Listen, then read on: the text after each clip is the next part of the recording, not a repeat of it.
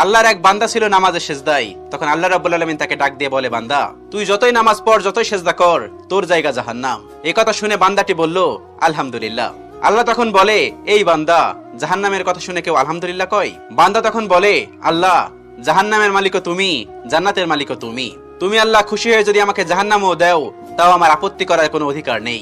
আল্লাহ তখন বলেন, বান্দা, জাহান্নামে গেলে তুই পুড়ে যাবি, তোর খুব কষ্ট হবে।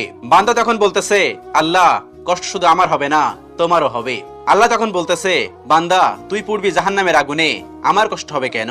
বান্দা তখন বলে, আল্লাহ, কোনো মায়ের কোল থেকে যদি কোনো বাচ্চা পানিতে পড়ে যায়, তাহলে কোনো মাই দূরে দাঁড়িয়ে থাকতে পারে না, দৌড়ে গিয়ে বাচ্চাকে কোলে নেয়।